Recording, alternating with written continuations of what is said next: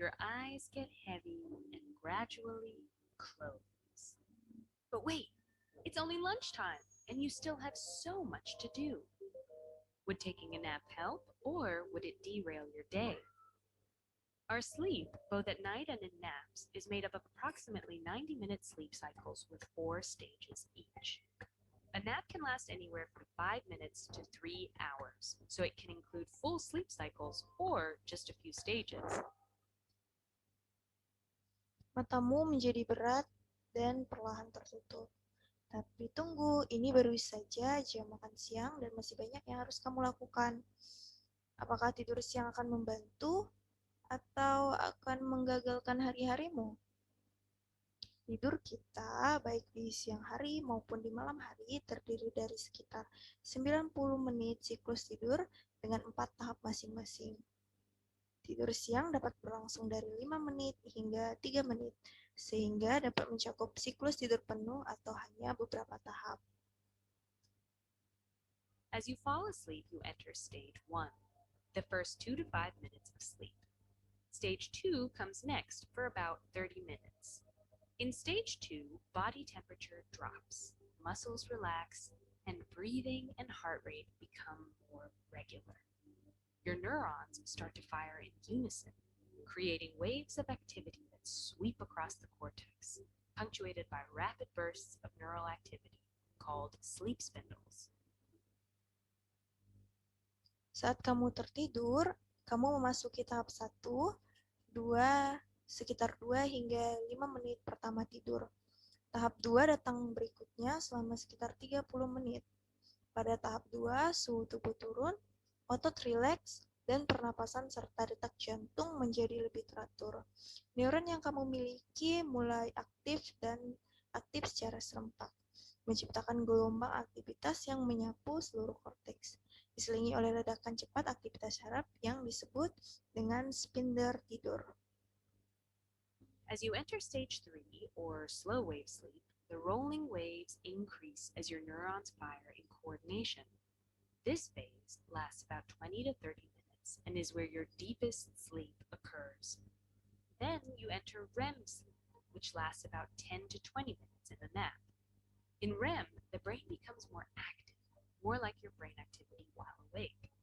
The end of REM signals the completion of a sleep cycle.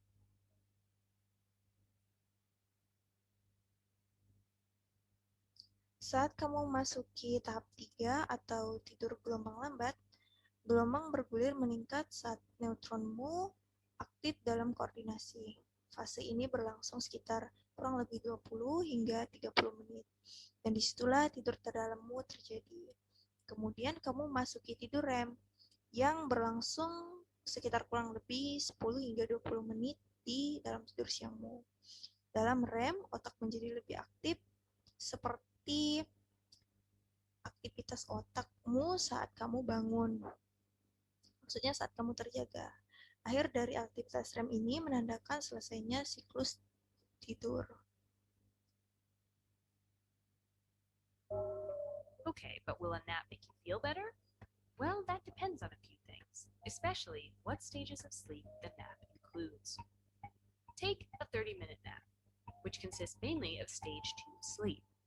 Stage 2 sleep is associated with long-term potentiation, a process that's thought to strengthen the synapses between neurons, which is essential for learning. A 20 to 30-minute nap stops short of stage 3's deep sleep, making it relatively easy to wake up from. Baik, tapi apakah tidur siang akan membantumu merasa lebih baik? Yaitu tergantung dari beberapa hal, terutama tahap-tahap tidur yang termasuk ke dalam tidur siang. Tidur siang 30 menit yang sebagian besar terdiri dari tidur siang tahap 2. Tahap 2, tidur dikaitkan dengan potensiasi jangka panjang, sebuah proses yang dianggap memperkuat sinapsis antar neutron yang penting untuk pembelajaran.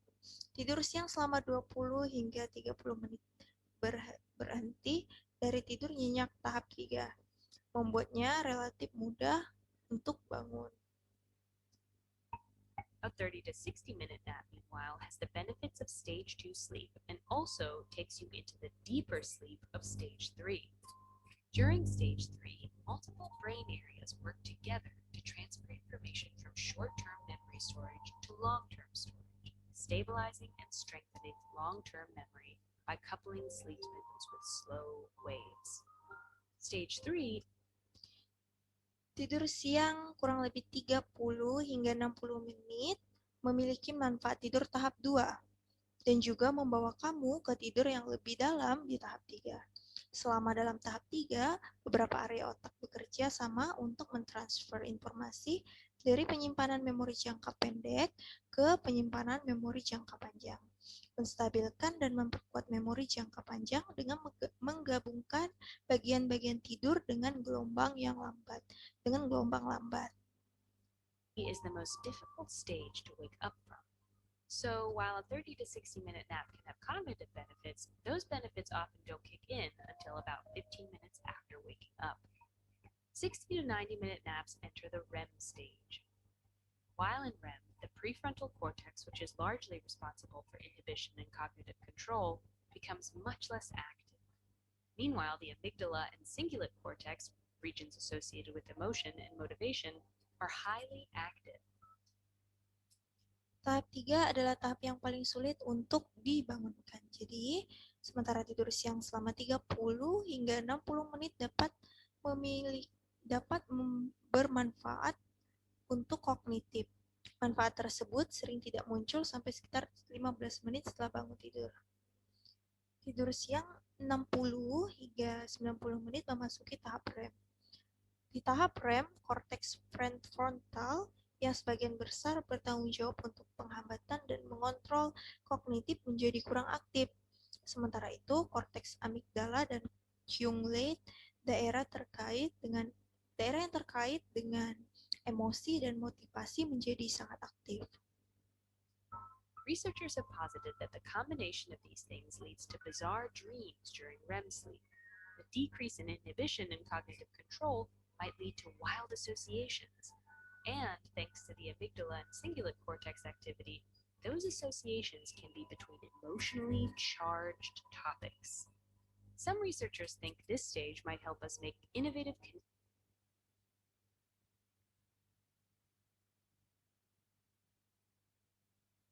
connections between ideas upon waking. Because the brain activity during REM is closer to waking, it may be easier to wake up from REM than stage 3, even though the nap is longer. Para peneliti telah mengemukakan bahwa kombinasi dari hal-hal ini menyebabkan mimpi yang aneh saat kita tidur di fase REM. Penurunan penghambatan dan kontrol kognitif dapat menyebabkan asosiasi liar dan berkat aktivitas korteks amigdala dan cingulate, asosiasi tersebut dapat berada di antara topik yang bermuatan emosional. Beberapa peneliti berpikir tahap ini mungkin membantu kita membuat koneksi yang inovatif antara ide-ide saat bangun, karena aktivitas otak selama REM lebih dekat dengan bangun. Mungkin lebih mudah untuk bangun dari REM daripada di tahap 3. Padahal tidur siang yang kita lakukan sangat lama. The time of day also matters. Our need for deep stage 3 sleep progressively increases throughout the day. So if you nap later, you may rob yourself of the sleep pressure needed to go to sleep at night. This doesn't happen for REM sleep. Longer periods of REM occur during morning hours, so morning naps are dominated by REM. Midday naps have about equal parts of REM and deep sleep, and evening naps contain more deep sleep. Waktu dalam sehari sangat penting. Kebutuhan kita untuk tidur nyenyak di tahap 3 semakin meningkat sepanjang hari. Jadi jika kita tidur siang nanti, kita mungkin merampas diri kita dari tekanan yang kita butuhkan untuk tidur di malam hari. Ini tidak terjadi untuk tidur periode REM yang lebih lama terjadi pada jam-jam pagi. Jadi tidur siang didominasi oleh REM. Tidur siang memiliki bagian yang sama dengan REM dan tidur nyenyak. Dan tidur siang mengandung lebih banyak tidur nyenyak. On top of all this, it seems that we're just about evenly split between nappers and non-nappers. Nappers consistently show cognitive benefits from napping, but non-nappers may not. Researchers think this could be because nappers are able to stay in a lighter sleep and move through sleep stages more easily. Meanwhile, non-nappers may experience more deep sleep while napping, making them groggy afterward. Dari semua ini, sepertinya kita hampir terbagi rata antara pembagian rata antara nappers dan non-nappers terjadi.